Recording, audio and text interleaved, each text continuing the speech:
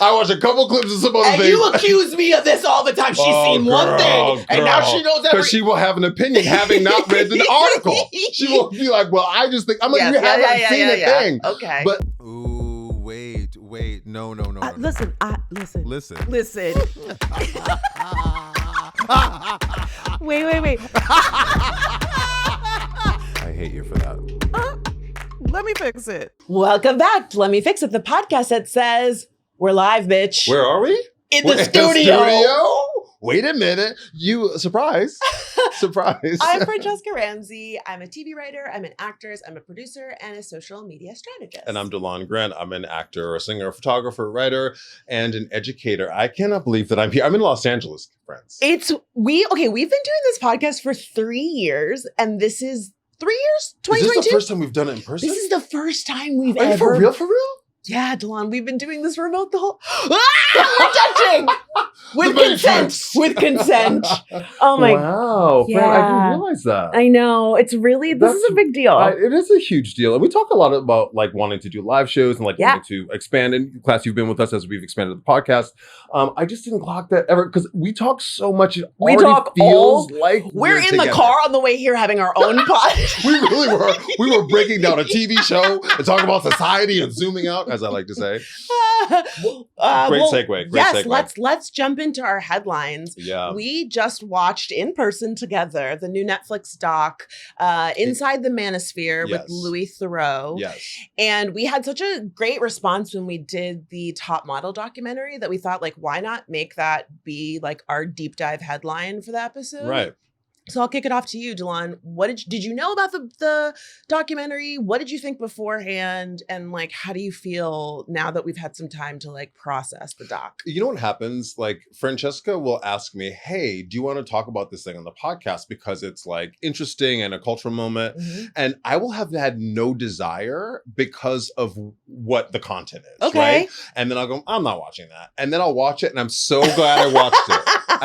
Just because of like, not only it is a cultural moment, but like it makes me think like, why are we like this? Yeah. And I didn't know anything about these people. And so I knew the Manosphere existed, but I didn't, I know Joe Rogan, That's what's so interesting about you and I is like, we are so similar, but when it comes to the internet, like, oh, this is my camera. I am so chronically online that like, I knew who these men were, not because I watched their content, but like I've seen their clips and I've seen them. And people commenting on their work. And they're going viral, unfortunately, all of the time. They're always saying like inflammatory, salacious, racist, hateful things. But I was not familiar with Louis Theroux. Yeah. So I was not, I'd seen him before, but I'd never watched any of his documentaries. I've held myself back from saying how I feel about it because I wanted us to talk about it on the pod. How did you feel, like broad strokes, about the whole documentary? I think I question why these guys would have done this, knowing that like it's publicity and numbers and content, because like that's what they're about. But like it's not going to leave them in a good light. Like it's a documentary about why they are the way they are. Yeah, right? and class the Manosphere is like this unconnected contingency of men on the internet who ascribe to like red pill ideology, this idea that like the world is predisposed to be terrible to men and feminism isn't real. And that women are the reason for all the things that you experience that are bad, basically, right? Despite being attracted to them. I mean, we talked a little bit about this. I think Louis Theroux did a really decent job of like backing them into a corner with their own language. Yeah. Right. This is the thing that you said. And then like using empathy to really unpack why they thought that way. And I think he backed them into a corner so hard that they were eventually like, well, that's not what I meant. That was the most satisfying part. Very successful. Seeing him hold their feet to the fire in a way that it is obvious that these are people who spend so much time online, being just like praised by their like idiot audience. Oh my God, we saw, we're ruining it here, but their audience would come up on the street while the documentary was happening, class, and be like, oh my God, it's just Tiki Talking. What a name. But you know what I mean? But like that, we actually saw it, and I was really shocked by that because these people were teenagers. And these were young men. And these guys, they all seemed so visibly uncomfortable. There's actually a very viral clip of, I can't remember. Sneako. Okay. I watched a documentary. Okay. Well, there's a very viral clip of Sneako having some fans come up to him and they're all like, we hate gays. And he's like, whoa, don't say that. And you see him having the realization I'm Muslim of, now. He found Islam and now he has a different perspective. You see him having the realization of, oh, the things that I'm saying are being digested by these children. There's responsibility to it. Louis Theroux kind of pushed the HS Sticky Talkie guide on it where he was like, your fans are children. And he's like, no, they're not. Yes, they are. You were quoted with saying, I can't believe this 13-year-old, but la la la la la. You know that they're children. Yes. And you said you don't care. Yes. This is HS Sticky Talkie is this like British biracial guy who was on the run from a crime. He didn't have a car accident where he didn't have insurance and he got back to the UK and is facing his comeuppance now. But his whole brand is I don't care. I am a misogynist. Right. I am a racist. I am an anti-Semite. Yeah. And what? And you what? know? And so the idea that Louis Theroux backed him into a corner and said, you know, that's really bad. And he's like, it's not that bad because I really don't believe those things. It's about what's it called? Content. Clip farming. Clip farming. It's just about getting eyes on it. Yeah. And like, that's bad, Yeah. right? His point is like, that's really bad. Why would you continue to do that and say these things that you're saying now that you don't believe actually, right? For clicks, I guess for money because it's become a way to make money. Oh, 1000%. I mean, one of the people that they also profiled who I unfortunately was familiar with is Myron Gaines. And I believe he is Fresh and Fit podcast. Fresh and Fit. He's Arab and Sudanese. So like, come on. Hello. But like, it was so interesting because the theme amongst all of them from the outside looking in is that these are men who are very insecure. Right. And a lot of them of color. Ironically. Right. And so these are people who are espousing these white supremacist, white nationalist ideals, have supreme amounts of self-hatred. And Myron, seeing him with his girlfriend at the time, was just so eye-opening because Louis is like pushing him on some of the hateful things he said about women and how he wants to have like a harem and it's one-way monogamy. And she walks in and he's like, she's going to come clean in the back. And she walks in and he's like, hey, just a sensible question. Like, do you really want to marry this man who wants to have one-way monogamy? And she goes, well, I don't know if he does his own thing. Like she just gets tripped up. And you can see that he is feeling so uncomfortable. And that I think is so important to expose the spotlight on these men who on the internet, they talk all this shit. They're so big and bad. And then when you say, hey, did you say this thing? Do you really feel that way? He's like, oh, well, I did say, and she's standing there kind of like watching him spin his wheels. And trying to support him even. And you know what? In a weird way, I commend her for it because like. They broke up immediately. They broke up shortly after. Right. So obviously she had a moment of like, what am I doing? Not only what am I doing, but like, what am I getting out of it? Right. Yeah. One of the things you brought up off mic that I do think is fruitful is that you wished that there were experts to actually counterbalance some of that. Yeah. Which I hear you on that. I do appreciate how he used their own words. Yes. Like the experts, I feel like would have balanced it 100%. There with you 1,000%. But I think it would have made all of their audience who are coming to watch the Netflix documentary go, yeah, see, that was a setup. Yeah, because it's leaning that way versus it being like, no, this is bad, right? Yeah, but I hear you on that point. Yeah, I guess the reason that I wanted, and to be fair, I'm not the first person to say this. Like I looked up some articles just to see like how the documentary is being received. And there were a number of critiques saying like, where were the voices from people who are talking about like the consequences of misogyny, right? Like we're saying that these guys are bad and we're showing the clips of them saying hateful stuff, but like linking it to domestic violence, increased, sexual violence, right? Like, and especially with the way that they're peddling these like scams, like these financial scams, like there's a lot of people who are being taken advantage of. We don't hear from any of them. We don't hear about like how the consequences of the content that they're putting out like reverberates. And that's not to say that Louis Theroux isn't qualified, but like sometimes it's nice to say like, this is not my opinion. These are facts, right? Like here's what the statistics are telling us. I also think it's like, it's not his, I've watched one of his documentaries. And I watched a couple clips of some other things. And you accuse me of this all the time. She's seen one thing and now she knows everything. Because she will have an opinion having not read the article. She will be like, well, I just think, I'm like, you haven't seen a thing. Okay. But listen, I've heard one documentary, but I think it's like not the style of It's not his style. It's not the style. But also, I hear you because it would have legitimized it in a way and made us go, okay, great. These are the effects of the thing, versus like kind of giving them a platform, right? Which I hear. That's exactly what I mean because, but they also did look stupid. Yes. But I think kind of what you said about. To their audience, they're just going to be like, who cares? Who cares? Their audience is going to see this doc and be on their side no matter what. Sure. And they're all going to profit off of it. So there is the conversation of you are platforming these people. And while he does push back, to me, I wish it had just gone a little bit further because there are people who are going to watch this doc. And if they've never had any exposure to them, there's this feeling of, okay, they're just like some dudes on the internet who say stupid stuff. Like, who cares? Right. And rather than I brought up the Netflix series Adolescence, which class, if you haven't watched it, I keep telling Delon to watch it. It's so good. Spoiler. It really links the Manosphere to this young boy who is accused of killing a classmate.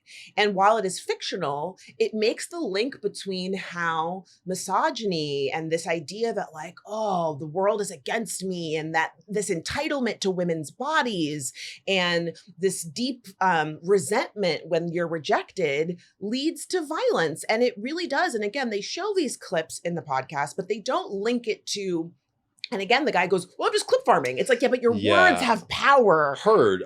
I think what he does so well is that for several of these men in class, he brings the women in their lives on camera. Like one HS Tiki-Taki's mother's on camera. Oh my God. And he calls her a mummy. Right. Like he does this really great job of going, okay, you talk a lot of shit. So now say it to the person the woman that's most closest to you. What was the redhead guy's name? I can't remember. The one from Louisiana. Mike. Because he had his pregnant baby mama there.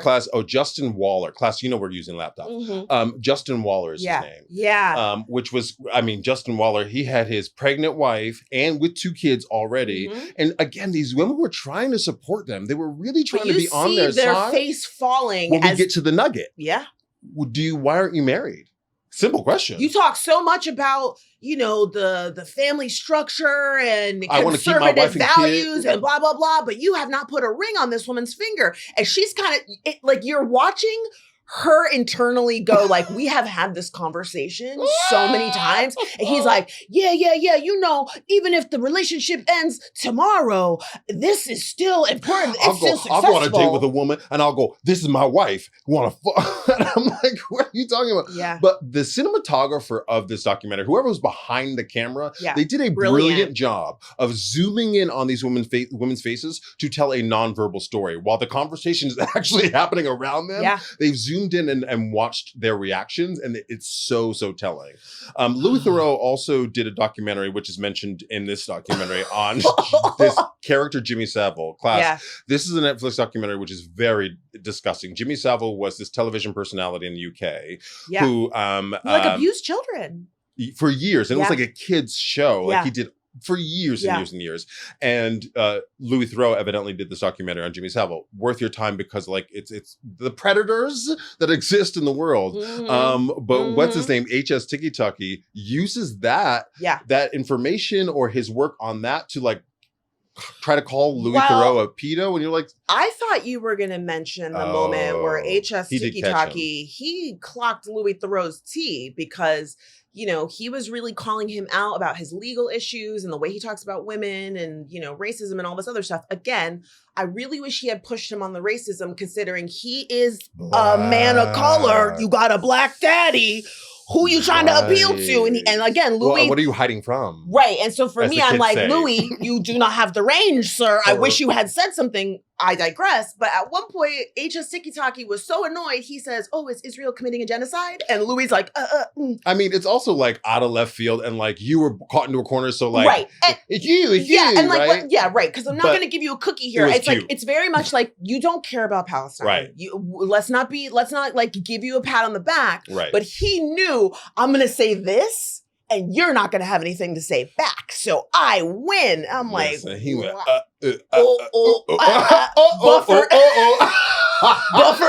buffering. I was like, Louis, why? I was rooting for you, Louis. We were on your side. We were on your whole side. Yeah. Okay. So how do you feel about the doc as a whole? Like, what would you rate it? And would you tell the class to watch it? I would highly recommend the class to watch it because I didn't know about these people. I knew what the Manosphere was. Again, I knew Joe Rogan and some other dudes who have a podcast. Theo Vaughn, I would put him in there. Sure. You don't need to. We should bleep these names. Yeah. So to know that there are this many of them and that this many of them, that they're this influential with young men is a little scary. And I think we all need to be clocking it and we need to be aware of it. What would I rate it? I would rate it interesting. Mm-hmm. If I were to give it a out of a 5, I would give it a 4. Okay. I would give it a 4. Yeah. In terms of not entertainment value, like it being informative and being conversation like a conversation starter. Yes. What would you give it? I would give it a 3.5. I mean, I do think it's prompted good stories. Again, my criticism about wishing that there had been some actual experts and to kind of zoom out and talk about the consequences. Because beyond the misogyny, these guys are peddling these like pyramid schemes to their young fans, scams, where you spend money to get in these Telegram groups. Like clearly we need some sort of legislation around that. My hope... Legislation? Congress? Who? I know, really.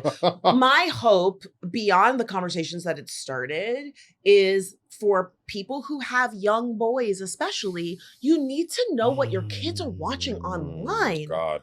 These are the people that are raising your kids. I mean that. And we are all suffering the consequences. Class, there were gaggles of young men. They blurred their faces out that on the street were running up to them and being like, "Oh my God, you're my idol. Can I take a picture with you? This is so crazy." And then you try to ask them why they like them, and they're like, "Yeah, cause women." Well, I actually would push back because there was one guy who we ran into, 2 dudes who like HS Tiki-Taki, and then the documentary did a good job of following them and asking them, inquiry, why do you like them so much? And one guy was like, his brother had committed suicide. He was homeless. He needed something to make him feel better. Mm-hmm. And this was preying on his insecurities his trauma. But to circle back, the irony is he talked about how, we don't believe in depression and you have to do all of these things. And, I'm doing this for my brother. And I said, my brother passed away. He said, what happened to your brother? He said, oh, well, he took his life. I said, but that's in the past. We think, you need a therapist. I literally cut the Wi-Fi and talk to that lady. You need to talk to somebody. And the empathetic part of me, to your point, these are people who are clearly hurting and are unhappy, and they're using unhealthy coping mechanisms, because the through line of all of these men was absent fathers, domestic violence, extreme poverty. And so now they are compensating with women and money and like cars and bravado. And it's all of this external blame everybody, but actually look internal and say like, how can I heal from these things? And again, that's where I'm like, I want a therapist to talk, because somebody like actually talk about how we got here. I hear you. I'll also say like there's a conversation about incels, right? Class, I'm sure you know what this is, but if you don't know what an incel, it's involuntary celibate, meaning these young men who are not having sex with women, and they've been preyed on by the manosphere, right? So I do think I want to tether those things together, thinking about, men have a loneliness epidemic. We're struggling with a loneliness epidemic. How do we do that first, right? Because that is the bigger issue. Yeah. Because then you're going to the internet, so you're less lonely. You find community in it, and then all of a sudden you're part of like a Nazi group that's like marching through Charlottesville. Because they are definitely better at recruitment. Well, talk about it. Well, because rage is an addictive. It's part of the species for some reason. It's very, very addictive. I mean, this is just stuff that we always talk about on the pod because it's all interconnected, and that's, for me, while I do do think the doc was entertaining, and it was very satisfying watching these guys kind of sputter. I don't necessarily feel like an expert talking to them would have gone anywhere, but talking to us, the audience, to really, again, especially drive home for parents, like, what are your kids watching? What could this lead us to? And I brought up adolescence because in that series, it was really about the consequences of this kid was let on the internet and was kind of captivated by this manosphere influencers, and then it ended really dangerously. And unfortunately, every time there's a school shooting, every time there's a domestic violence thing, people are like, yeah, he was drawing pictures of guns and we said something, but I just don't, nobody did anything. It's like, we got to talk about the root cause here. Yeah, no, I hear you. I think he really did leave any kind of point of view up to us. Yes. I mean, again, he did. He really had struggled with getting these interviews with a lot of them. So he probably was kind of doing the kid gloves. So he had to be like really cautious about that, you know. But I do hear you on that. Yeah. Speaking of the internet, let's pivot really quick. Well, wait, I just want to say, class, if you've watched the documentary, tell us in the comments what you thought about it. Were you familiar with Louis Theroux before this documentary? And maybe there's one that you really enjoyed that you think that we should watch. I also want to say, class, while we have you, if you're new here, welcome. Yes. We want to let you know that you can hit that subscribe button right now if you like what you're seeing, or the notification button. We're here every Wednesday. We love you. Thank you for joining. And Fran is really on this live. Hello to the people watching this at noon on Wednesday, because I know y'all be in the chats. Oh my God. The chats have been so fun. It was so funny because when Delon got here, I was in the middle of commenting on the live, and it was so fun. We've got like a lot of people who are like star students every week. It's so fun. We see you, Felicia, and we appreciate you. We see you and we appreciate you. Instead of bye, Felicia, we're saying hi, Felicia. Okay. But we're going to pivot to the Oscars were this Sunday, and we would be remiss as people in the entertainment industry to not say something about it. One of the headlines I wanted to bring up though was all of this controversy talk about how Teyana Taylor behaved at the Oscars, which we know is giving racism. Yeah. But let's like unpack it and talk about it a little bit. So, class, if you weren't aware, Teyana Taylor was nominated for Best Supporting Actress for One Battle After Another. This, I think, Paul Thomas Anderson took home the Best Director, Best Film, Best Picture. Best Picture. Yeah, Teyana lost to homegirl from Weapons, which I can't remember her name. Yeah, she's married to Ed Harris. Yes. Madigan. Madigan, because with an M. Yeah. But so this woman wins for Weapons, and Teyana jumps up as is screaming for her. Yeah. Then when they won Best Picture. Best Picture. Yeah. Or was it something that they won for Sinners? Was she went up there? No, she went on stage when they won Best Picture, and she put her arm around Paul Thomas Anderson's neck and was kind of doing this with him. And there was like a huge hoopla around.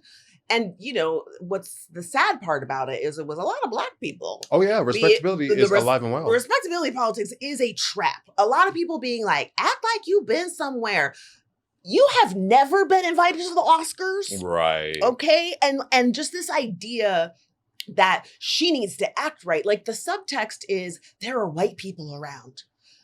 Don't act boisterous or be excited because Paul Thomas Anderson is winning, or be excited or Amy Madigan, I believe is her name. Amy Madigan, that's right. Don't be, too big or whatever, because it will reflect badly on us. And what's frustrating for me is you are essentially saying that it is okay for white people to see us as one unit. Because regardless of what I think about how she behaved, I don't know Teyana Taylor. She has nothing to do with me. Well, why am I feeling a way that she's excited that apparently they have a very close relationship, her and the other actress. And she kind of put out a statement saying like, there's a lot of people who let insecurity and fear dictate how they behave. And like, I support other people. And like, I know how to be not a sore loser. I know how to be a giving loser, so to speak. And that like, she was happy to support. She stood up and clapped. Like, what? Right. And I mean, celebrate how you want to celebrate. Show up how you want to show up, right? And it's not like she was booing, but I think this is like also for me, it's white supremacy at its best. Meaning like you're policing other people for their behavior because it's a bad reflection on you. in a white context, right? Instead of being like, I love you the way you showed up. I love that you were celebrating somebody. You're going, oh, white people are watching, you know? Yeah. Which I think is so much more internalized racism, all that kind of stuff. I think that kind of behavior allows us all to be more of ourselves, you know? Like, yes, celebrate. He won a thing that's really hard to get. And she's like, I see you. How great is that, you know? There was also Whitney Houston was great at this. Whitney Houston was great at this. Whenever Whitney saw somebody win an award, she was like, oh! Whenever someone was covering her song, she was like, yes! Yeah. Like, always celebrate. That's part of who we are, right? I talk about this as a teacher a lot. I sometimes cry when a student does good work or when they get the thing that I'm trying to explain to them because it feels like it's happening to me. I said this about you for years, for decades. Francesca said so many things happen to her, so many successes, so many wins. And I'm like, when it happens to you, it's happening for me. Yeah. That's my empathy. Yeah. But I feel like that needs to be propagated, needs to be disseminated amongst all of us, you know? I mean, I would say that in some ways it kind of reveals how a lot of people see each other as competition. And they're like, well, I would never act that way. And so like there's some discomfort in there. And I think it also just reveals again how people quantify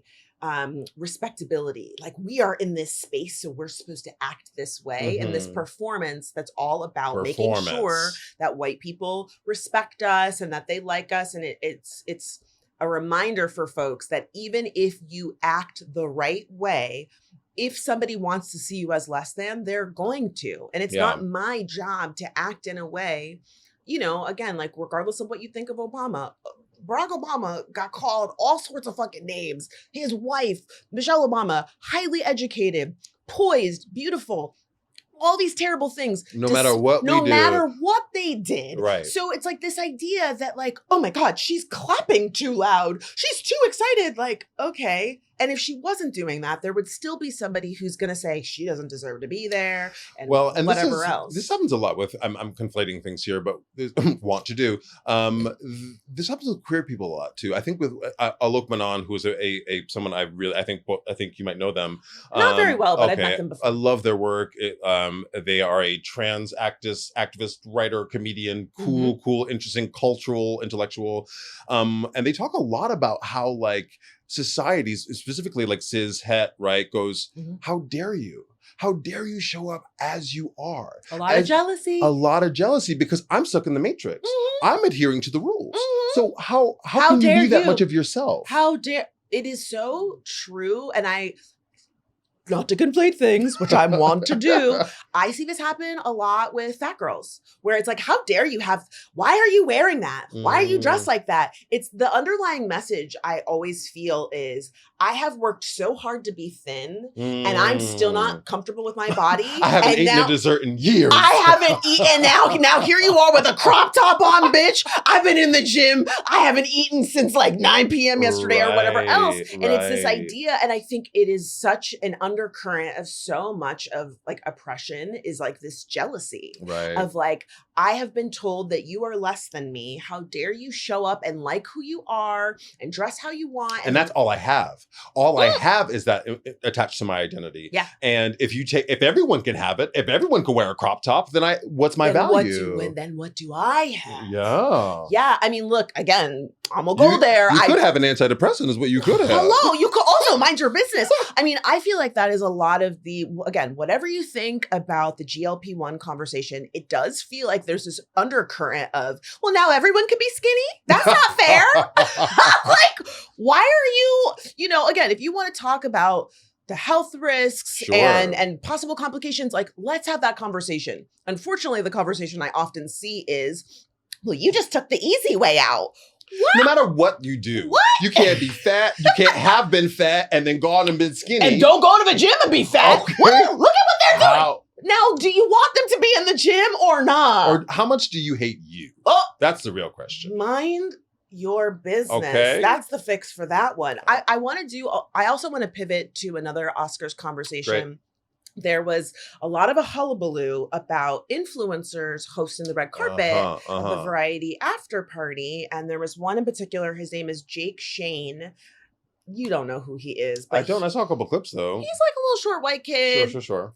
And to be fair, I've seen some very funny, he does a lot of like sketches where it's like, the first time that George Washington found out that he was going to be on the dollar bill, and like he portrays the character. It's like funny. They're very short and they're like very inside baseball, punny, whatever. But he has gotten very popular. He's a Nepo baby, has a very popular podcast. He's on the red carpet. And he kind of put his foot in his mouth a number of times, like not knowing who certain people were, kind of like shit talking movies and like making some of the people uncomfortable. Like, I'm not going to say something negative about an Oscar. Oh, there was one woman who was like, I'm a single mother. He was like saying something It was Julia weird. Fox. He was saying something about the movie, If I Had Legs, I Would Kick You. And like the layered part of that, which is the conversation around should influencers be on the red carpet versus journalists, is that movie is produced by Josh Safdie, who also produced Uncut Gems, which was kind of Julia Fox's breakout moment. So now here you are asking her to shit talk a movie that is produced by somebody that she has worked with, but you probably don't know that because you didn't do your homework before being on the red carpet. And so one of the things that I said that I felt like very qualified to say, because I've written for the Emmys, I did red carpet or I've written for the Oscars, I've done red carpet for the Emmys, I won a YouTube contest, I've been a content creator, I've worked in television. I don't think there's anything wrong with content creators getting opportunities in mainstream media. I think if you're going to get those opportunities, you need to do the work to be prepared for them. Right. And I think it's the job of the outlet, right? Like, there could have been a producer in Jake's ear saying, no, pivot. There should have been a producer. There should have been somebody, or, to talk about like, hey, this, and it's very fast paced. I will say that. But that's also, again, like the Vanity Fair Oscars red carpet should not be your first red carpet. You need to have some under your belt before you get these huge opportunities that you're not ready for. And unfortunately, those are the clips that go viral. And there's a lot of influencers who are ready. Well, there's a lot of journalists who are ready. And and the journalists are going to come and critique these moments, as they should. Like every moment is up for critique, like no matter what.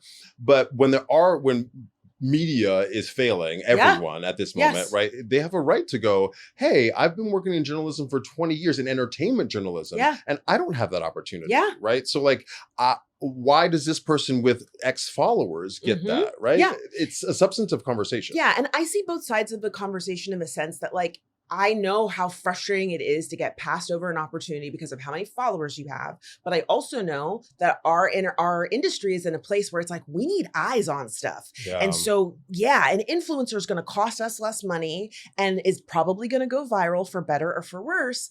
And my personal fix for this, and I'm trying to make a commitment to this for myself, is I would love to see more collaboration between content creators and journalists. Because unfortunately, a lot of journalists are struggling because you put out an article, it's behind a paywall. Yeah. People can't get access to it. You need to like create a quippy little video to get people to sign up to watch, or to read the article or sign up for your Substack. But that's a skill that a lot of journalists don't have and not everybody's good at, right? And so how do we teach content creators to have journalistic integrity? Because I hate seeing people just throw an article up as a green screen, not credit the person, and then just read it, which is essentially plagiarism, or show up to red carpet, not be prepared. How do we create some sort of like workshop or some sort of mentorship program where it's like, hey, I will teach you how to make content. Hey, I'll teach you how to interview on the red carpet.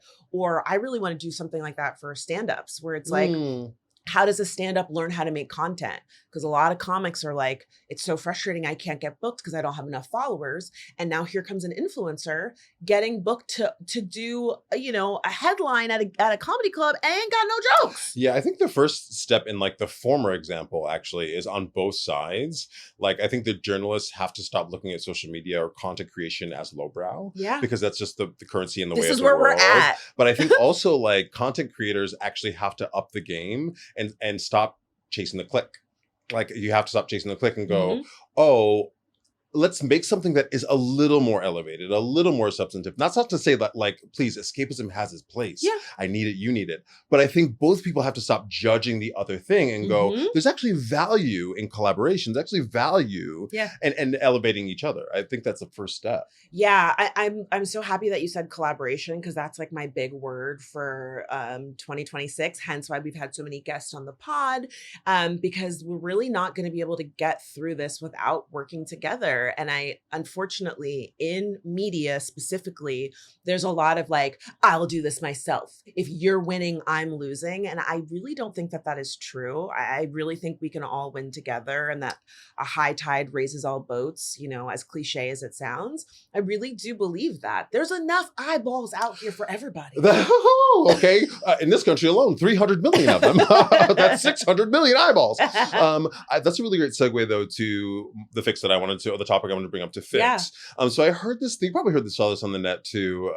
There was this meme that said, we are currently living through the hardest part of someone's history exam in 2054. And I was like, yeah, absolutely. Yeah. Right. But then I thought, like, what is that AP question that student has to answer? And I would say, like, what are the socio-political or social and political dominoes that had to fall to get us to World War III? Right. Because that's hyperbolic, but is it? No, but is it? Right. And so I think, to your point about like working together, I just read this book called The Coddling of the American Mind, and it asks what can we do now, not only as parents, but also in like college institutions and in schools, to bridge the gap between how students are feeling, which is perhaps unsafe, or needing more safety, and actually challenging them, right? Because like, they posit, like, what is school for? What is college for? Yeah. And it's about teaching people how to think critically, right?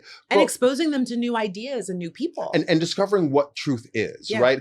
But we're stuck in, to use their language, we're stuck in this like dichotomous way of thinking of like, I'm on a team, you're on a team, you're the enemy. Yeah. And anything you say is wrong, which some of the things you say are wrong. Yeah. Right? You might say racist or homophobic. Not me. Right? The figurative. The proverbial you. Right. You might say some shitty shit. Yeah. But like, that's salacious or whatever. But why are you saying that? Is that really your thought process, or is it just your team narrative? Yeah. Right. And having moral clarity. What does that even mean?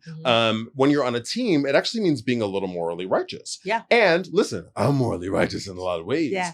But we also have to ask, it's not our job when the political system is like tearing everything down. But I think we have to ask, like, oh, what are you actually saying? Yeah. And why are you saying it? Yeah. Why do you believe that? Right? We don't do this very well anymore because everything like causes us to have a conniption. We have to feel safe and all those things. Yeah. And so I think my fix is, and they also posit this in the book, so I'm plagiarizing a little bit, but it's something But we will link to the book in the description. Yes. And I've said this on the podcast before. And I was like, oh my God, I said that idea. I think it's a year of service. Like, after you graduate from high school, I think we should all have a mandatory year of service. Yeah. This doesn't have to be in the armed forces. Oh, it can be no. Like actually serving people. No, in a nonprofit. Yeah. I don't know, teaching, whatever, AmeriCorps type, whatever you want to do. City council. There's another like AmeriCorps group called City something. Okay. But like, it'll teach us, rich, poor, black, white, whomever, to see one another. Yeah. We're all doing something for the common good, trying to get... it's kind of like an exchange program. 100%. I love that. But it also like makes, it creates civility around civil service, right? It's not something that I had the opportunity to do. I took a year off after between undergrad and grad school. But looking back, I wish I was 18, 19 years old. I wish I would have got a job. Yeah. I wish I would have done something to discover a little bit more of who I was. I'm doing what I love to do. But I think it would have just like opened my heart and my mind and made me want to engage in service. Someone right? else in the comments a few episodes back when we were talking about like lack of third spaces mentioned community service as a way to like meet people. And I think the same thing. Something else, a thread I wanted to pull about, you're on this side, I'm on this side, and that there are those hard lines. But sometimes we do need to just like talk to each other. It's not necessarily like, I'm going to agree with you or I'm going to think you're right, but just like actually hearing and understanding where people are at. Yes. I took this really cool workshop. I sent you something about it. It's called Resetting the Table. And it's put together by this think tank that it is a bunch of different people who work in like really high pressure situations, like people who work in like hostage negotiations and like divorce proceedings. And so these are people who are like really skilled at talking through conflict where people are on like two very different sides of the table. And so they're teaching you all these really interesting skills. And I will say, I struggle with these skills in my personal life. And I've had a number of times where I've been like butting heads with someone. And then afterwards, I'm like, I should have used those fucking skills. Yeah. But one of the things that they talk about is like mirroring back what the other person is saying. You talked about this on the pod before. Yeah. Yeah. And this is something we did when I was in therapy when I was going through my divorce, this idea that like before I can say how I feel about what you said, I have to restate it. Mm-hmm. And they take it like a little bit a step further. It's not just restating it. It's really like pulling out what they call the signpost of meaning. Meaning when you repeat something over and over again, where you're like, I was the only Black person. I was the only Black person. I was whatever. Okay. You being Black and being the only person in the situation is a signpost in what you're telling me. So I'm going to pull that out and I'm really going to say, what I'm hearing is this was something that was really important to you. You felt alienated. You didn't feel seen. You wish that you had more community, whatever it is, not just going, so this, and this. It's like really like drilling down on it. It was so interesting. And again, it was really challenging because I have had some instances online. It's a lot harder and it's easier to just be like, fuck you. And sometimes that's really what I feel I needed to do.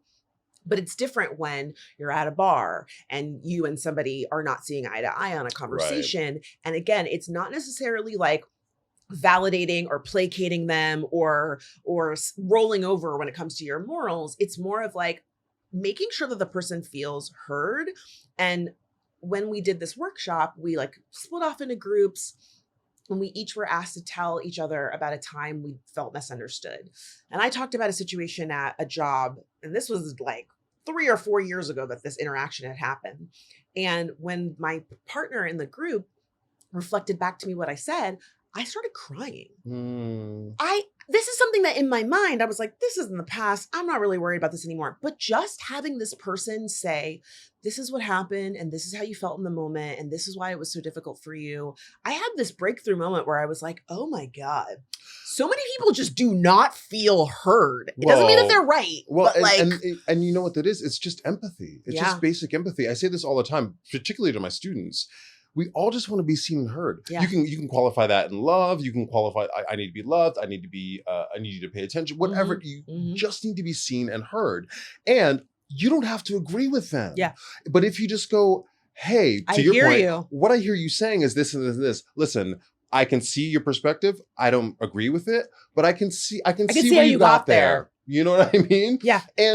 And it also alleviates the need to dig down deep and go, I have to be right, or I have to get you to see my point of view. You don't even need that. You know what we can do? We can drink this martini right here. Yeah. And then we can move on to the next subject. Are these paintings lovely? Or we can walk away, right? Yeah. Like and I think this is one of those things where I'm so glad we have these conversations on the pod because it is nuanced. There are times where like, that's not your freaking job. And like, I'm not going to hold your hand. And if you say something like, outwardly hateful or bigoted, you are absolutely allowed to be like, I'm logging off, blocked. Totally. Like I'm out of this conversation.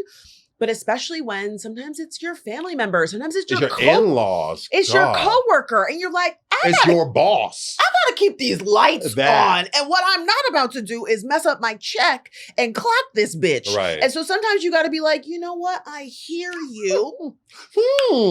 Really, Julia? Okay, you know what I mean? I just want to talk one thing about when I was in high school. I was a part of this group called Leadership. This teacher, Vance Hopkins, started this. He's now since passed, but like what we did was peer-to-peer mediation. So he picks specific students to apply to this group, and you and I would be fighting in class physically or verbally. Yeah, it would go to leadership, meaning the principal, but then to keep us from getting in trouble, like being expelled or suspended is the next step there, detention. Yeah, the school would go, hey, you're not going to get this, but you have to go to this mediation. And you would meet me and another, or we would meet me and another student who were trained in this. And now we need this. I mean, this is why I'm bringing it up. Like, please this. bring it back. Yeah. Because it's like, as an adult, I might not understand what a 12-year-old physiologically is going through. We've been there, right? Yeah. But like, I can at least say, hey, let me facilitate a conversation with you all. Let's get down to what the feelings are. Yeah. Empathy, being seen and heard. At brass tacks, that's what we all want. Bring that back. Shoot, that's another fix for like the collective or tribalism, as I say. I gotta say, like, even though I still got divorced, going to couples therapy was so eye-opening for me, because having to repeat back what the other person was saying was so hard. I was good at it. I was good at it. But it was one of those things where I realized, like, oh my God, how many terrible conversations or things that escalated could we have avoided in the past if we had these skills? And or maybe we would have gotten out of this relationship sooner if we had these conversations and known how to have them in like this really productive way. And we're not teaching that. I mean, this is too anecdotal, but like, because I was with you through all of this, whatever, I was in a relationship and I was like, hey, I think we should talk about, this was like an interracial relationship, and I know that you dealt something, right? Yeah. And so I was like, hey, I think we should talk about X. Let's go to see this play. Let's go, here's a book that I've read, whatever.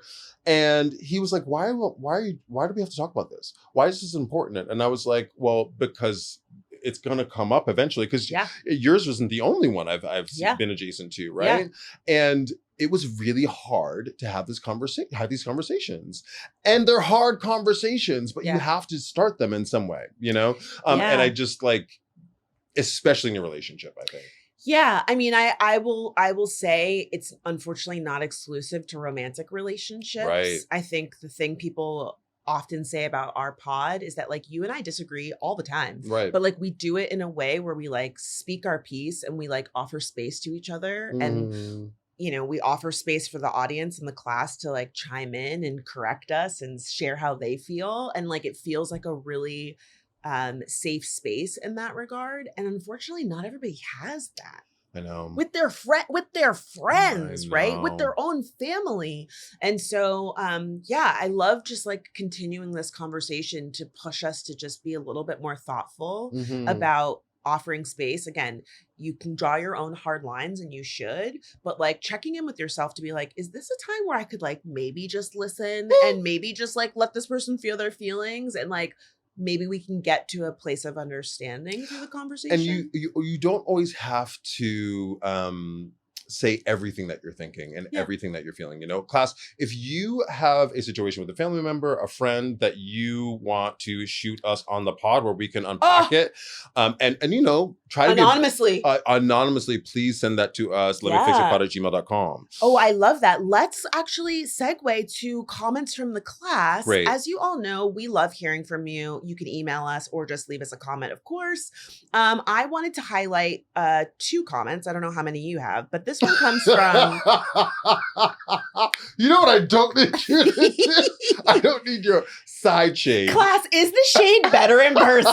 Tell us in the comments. Okay, this one comes from Helen K2651. And this comment says, with this episode, I realized, being a teacher myself, that the approach you both take on your podcast is actually like a class. You've fostered a community of people who comment and contribute in a critical but respectful way. It's refreshing. Thank you. I love that. Thank you for sending that in. Yeah. But I do think we are learning in conversation. We were talking about this on the way over here in the car. We were saying, man, you've said this. I'm really glad that we have these conversations. Like, because even if we do disagree, it's a way of either solidifying my point of view or hearing a different point of view. And it's connection, at base. Yeah, we disagree all of the time. But again, we also just clacking, talking all the time. Okay, this is another one from DJ Topaz. It says, I wonder if I'm the oldest person watching this podcast. Back in the 80s, Accent, which is the MSG product that I mentioned on the pod, was marketed on TV. Many seasonings have MSG in it, such as bouillon and Maggi. Just as you said, it's a flavor enhancer. If you've heard the term umami, that's exactly how you categorize MSG. It adds a little something to your food. Worcester sauce is another seasoning that adds umami. Why am I salivating?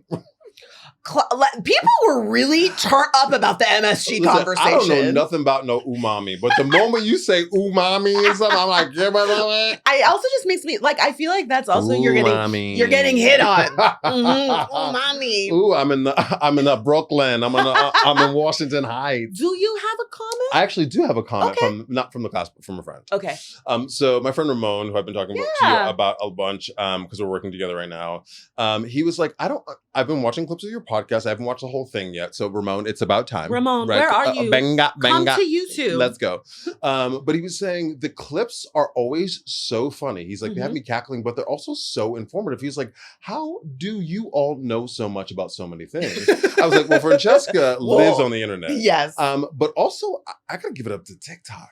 I gotta get up to TikTok. I know Larry Ellison's about to make it go flames. Yeah. But the way people are not only sharing news but ideas, like I get a lot of information. That's why they want to mess it up. I know. That's why they want to mess it up. Yeah, I mean, look, we have lots of conversations about why the internet is bad. We started off by talking about the freaking Manosphere, but the reality is it's connected so many people. Right. And what I love about TikTok and YouTube, I often say YouTube University. My brother-in-law says that all the time. There's a lot of really smart people using social media to share information. Yes. And class, as a reminder, we always link to source material in the description box, whether it be an article that we talked about or a clip that we mentioned or a creator that we wanted to shout out. Because again, this is the class of it all, where we're like, here's a thing that we thought was really interesting, a film, a book, you should check this out. Like, we want you to actually go do that legwork. Yeah. Because then you kind of have that substantive conversation with somebody else, and it's,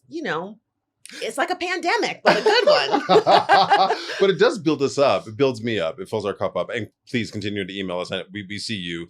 Somebody really wants us to talk about Cloud Atlas, but we haven't yet. I see you in the inbox. I don't know about that Let's one. segue to the glow up. Yes, welcome back. This is going to be everyone's favorite segment where we give props to those who've turned themselves around without our help. Delam, would you like to go first? I'm setting it up already. So mine, class, sometimes I'm like, I have a glow up, and it's like a cynical, like, punch.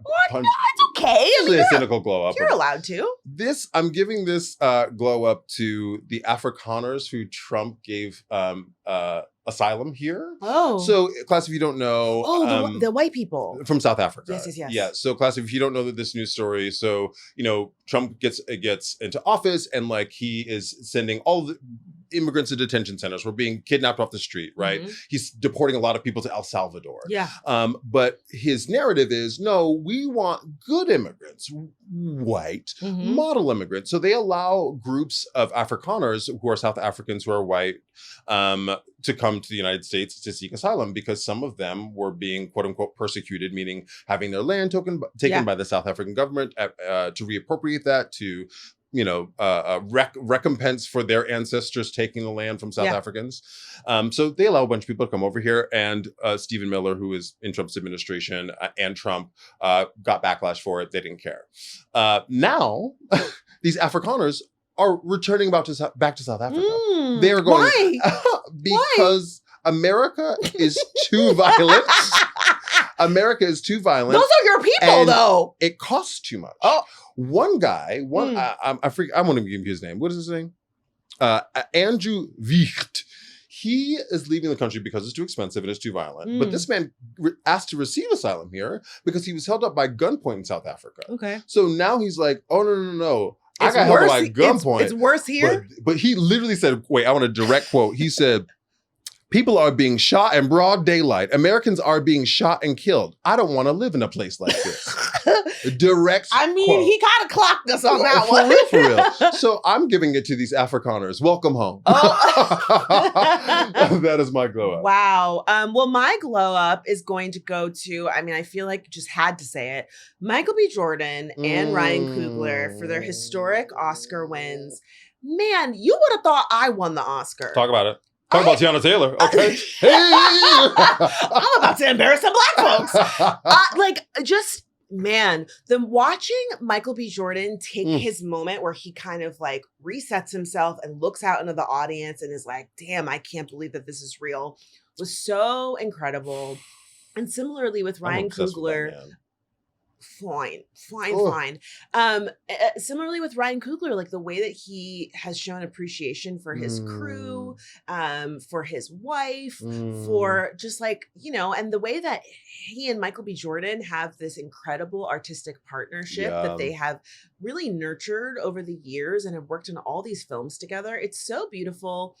And again, I keep saying this, collaboration is my word for 2026. I really hope that that's what we take away from this. Yeah. That when you work with people who see you, I think the guy who won composer was like Ryan Coogler's roommate in college. Oh, was he really? Yeah. Oh, in like film school. In film school. Like just so cool. And I tell people this all the time, and I'll shout out to Issa Rae. She always talks about network across instead of up, right? This idea that the people that you are in acting class with, the people that you're in journalism school with, the people that are on the floor in your dorm, those are the people who, when you need a job, when they get an opportunity, they're gonna go, who I'm gonna call? I'm gonna call DeLon. Let me one up you there. Yeah. So Benj Pasek and Justin Paul, who are now EGOT winners, they wrote they went to Michigan. They wrote La La Land, the music for La La Land, they Greatest Showman, Dear Evan Hansen,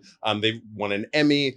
They did their first show at the University of Michigan, where they were a year younger than us. And I saw it in our student theater. And they became collaborators and just kept writing.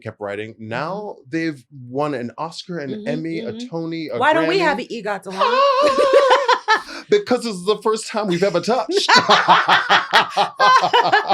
We have some catching up to do. For real. No, I love that so much. Yeah. And I think it is a lesson for all of us, but I'm especially say it is a lesson for marginalized folks because the Teyana Taylor of it all is a perfect example. There's often this idea that there can only be one of us in the room. You've dealt with that a lot, Fran. Hello. You've dealt with that a lot. I've had a number of times where I go somewhere and I see another black person and they're like, these are my white people. Get out of here. And I'm like, what is going on with you? And so class, I want to challenge you, not to say that you're acting that way, but to know that when you show up and you see somebody that looks like you, hey, how you doing? Please, can we work together? Yeah. You let me know if you need anything. You see so many times that say, oh, I would love for us to get together. And then you never hear from that person. Like, do that extra legwork to be like, how can we work together? How can we collaborate? Yeah. Where can we fill in the gaps in each other's understanding and talents? And so when I see Michael B. Jordan and Ryan Coogler get just the highest appreciation, and awards are not everything, right? Of course, but like they've really put the work in and taken other people along with them. Yeah. And I just feel like there's such a great lesson there for all of us. And I'm so thankful that people have done that for me. Yeah. And that I've been able to do it for other people. And so I would also say too, wonderful. We're talking about very visible people and very visible moments. That collaboration can happen on a micro scale too, class. Yeah. Like, right? It does not have to be anything. It can be a small business. It can be babysitting. Yeah. You know what I mean? Yes. It can be very, very small. Community. But I think part of it is being vulnerable enough to make the ask. Yeah. Right? And understanding that you have value. Right. So I love that. I love that. And congratulations, Michael. Do not date Kim Kardashian. No. That was a fake screenshot that was floating around. Yes, it okay. Sure was. See, hold off now. Don't get Snopes who? Don't get caught up. Oh my gosh, class. This was the fact that we just got in here. We were like, well, we have the laptops. We didn't really need them. Sometimes you write it and it's in the noggin. It's like a little security blanket, yeah, exactly, I think. Exactly, but this was so fantastic. Class, please tell us, what documentaries have you watched most recently? What books are you reading? Oh, please. Or maybe there is a TV show or a celebrity or a recent story that you would like us to tackle on the pod. Hit us up over on Instagram @FixItPod, or leave us a comment or send us an email, lemefixitpod@gmail.com. And don't forget, I know some of y'all are a little embarrassed, but your voice can be here on the pod if you like. Please email us with a voice note if you would like to be part of our headlines, part of the opening, because we'd love to hear from you. LemmeFixPod@gmail.com, like Fran said. Yes. Every Wednesday, noon, get in the chat. If not, if you're new here, please subscribe. Hit that notification bell. Hit that notification bell because we're here every Wednesday. Thank you so much. We'll see you next week. I'm Delon. I'm Francesca, and this was Lemme Fix It. Wow, that's never timed.